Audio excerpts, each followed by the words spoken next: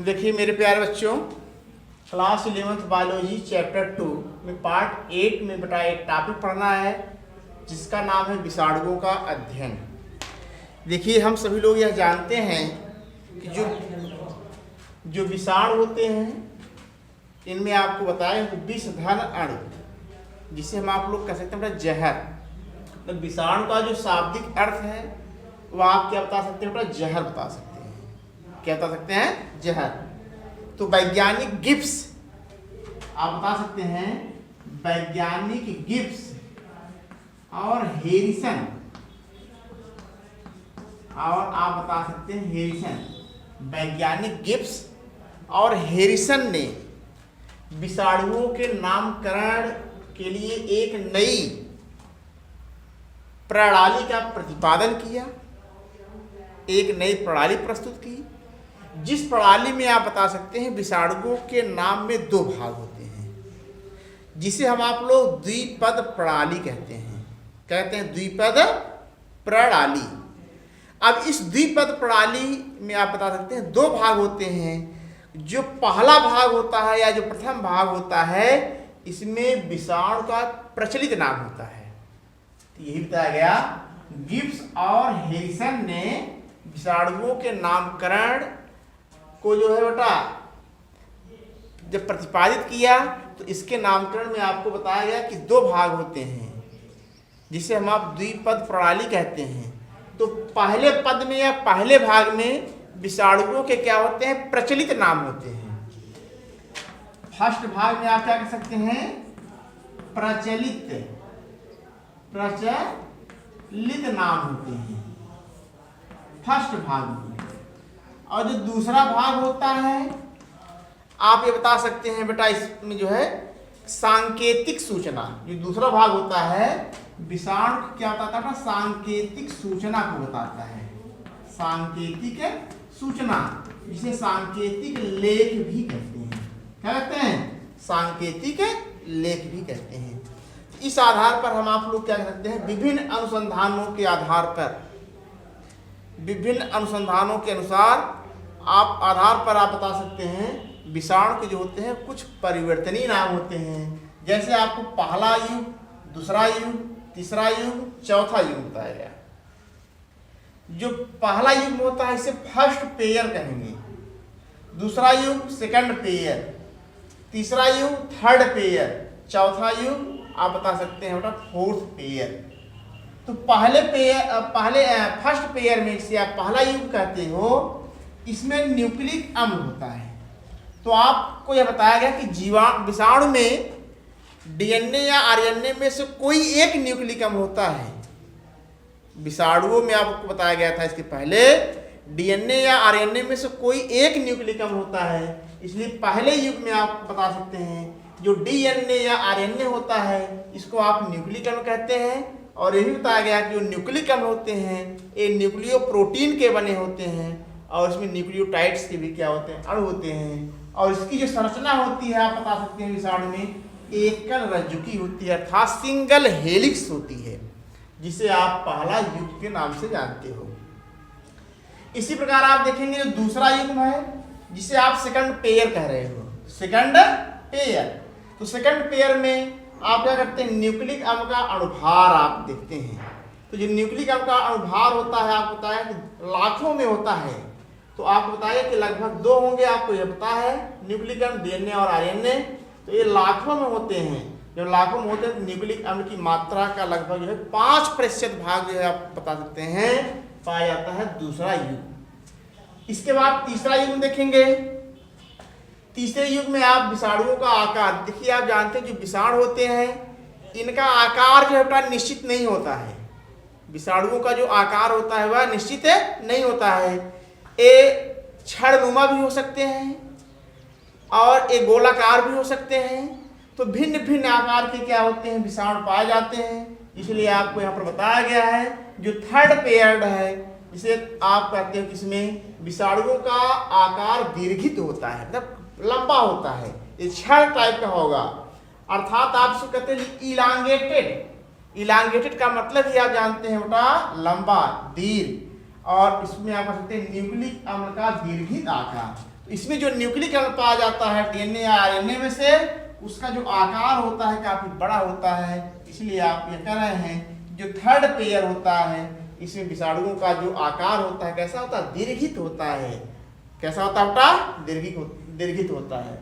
चौथे युग्म बता सकते हैं, इसे आप फोर्थ पेयर कहते हैं। इसमें जनरली आप बता सकते हैं परपोषी बीजयुक्त पादप होते हैं, परपोषी बीजयुक्त पादप होते हैं, जिसे आप यस के नाम से जानते हो। किस नाम से बेटा, एस के नाम से जानते हो। और जब एस के नाम से जानते हैं तो इसका एग्जाम्पल्स भी आप बेटा देख सकते हो। जो एस टाइप के जो विषाणु होते हैं इसे आप परपोषी बीजयुक्त पादप कहते हो।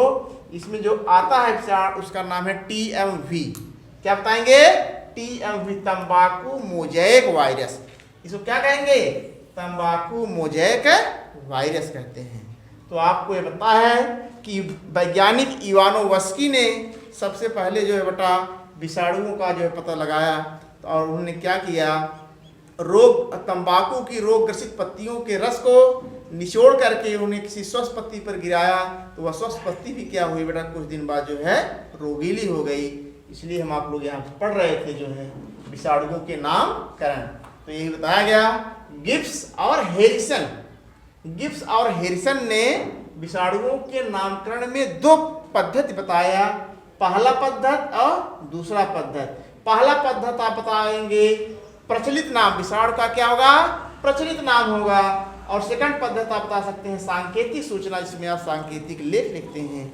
इसी को आप लोग कह सकते हैं दो पद कह सकते हैं। ठीक, अब देखेंगे बेटा जो विषाणु होते हैं आप बता सकते हैं पादपों के भी विषाणु होते हैं और जंतु के भी विषाणु होते हैं। जो पादपों के विषाणु होते हैं ये पौधों में रोग उत्पन्न करते हैं, और जंतु जो विषाणु होते हैं आप बता सकते हैं यह जंतुओं में रोग उत्पन्न करते हैं। इसके बाद हम लोग जो है इसमें पादपों के विषाणु और जंतुओं के विषाणु के बारे में पढ़ेंगे।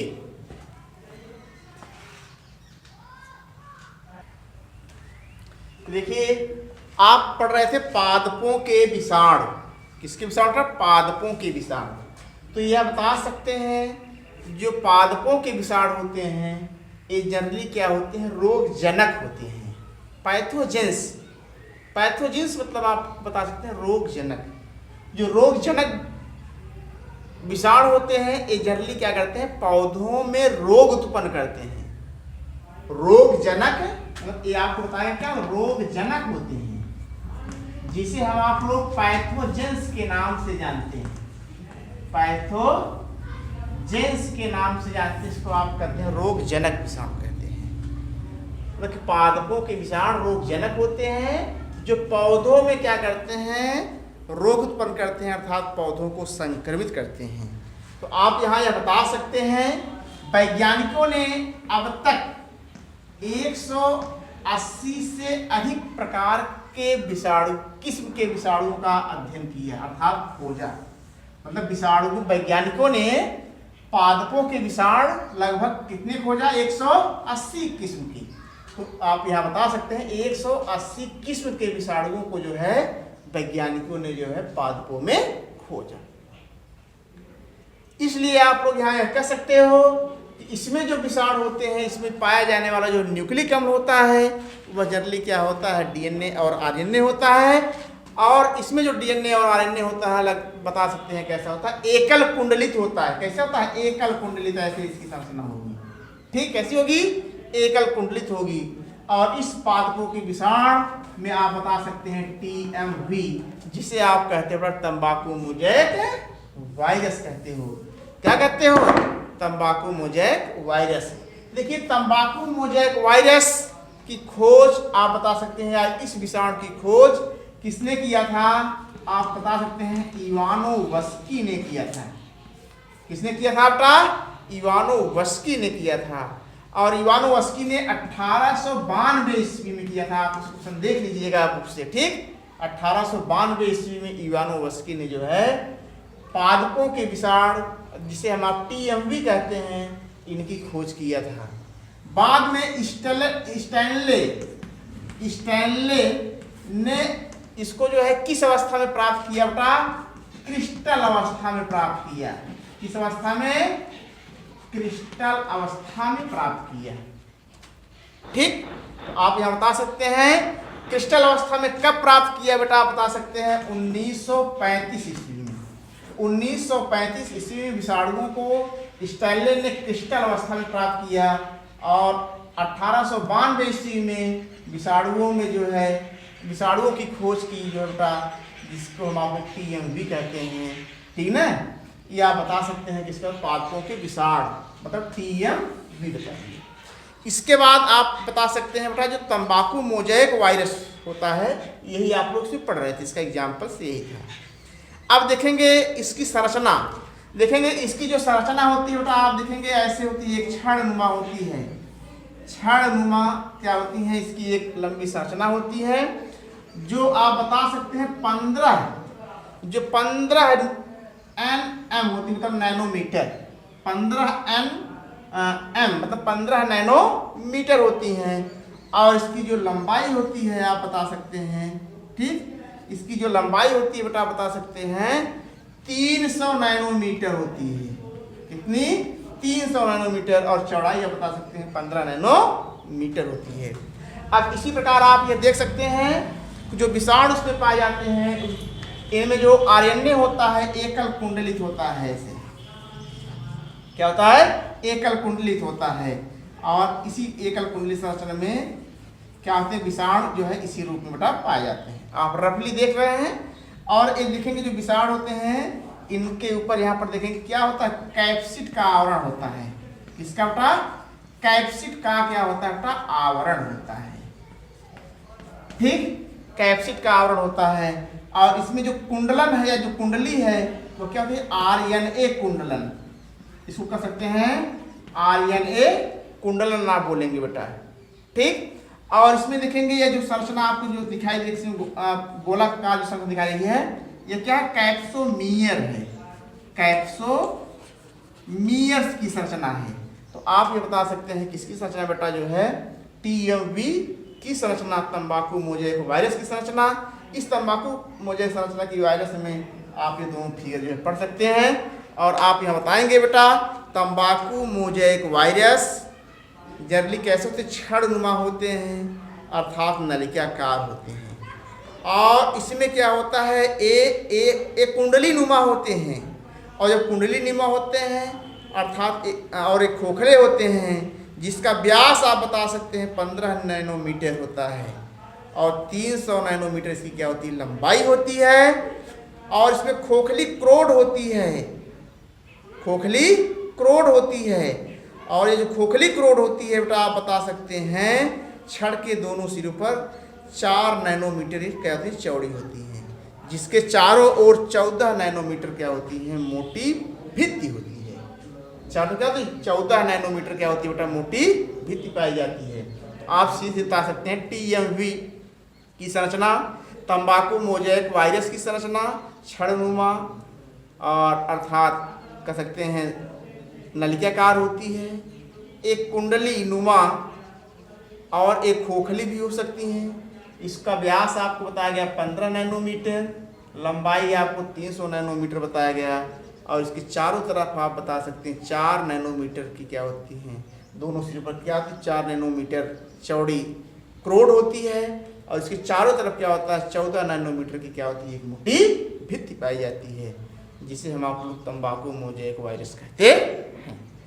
अब देखिए बेटा इसके बाद आप ये देखेंगे जंतुओं के विषाणु आपको जो है बेटा कल पढ़ा जाएंगे अगली वीडियो में। इस वीडियो के यहीं पर समाप्त करते हैं। धन्यवाद।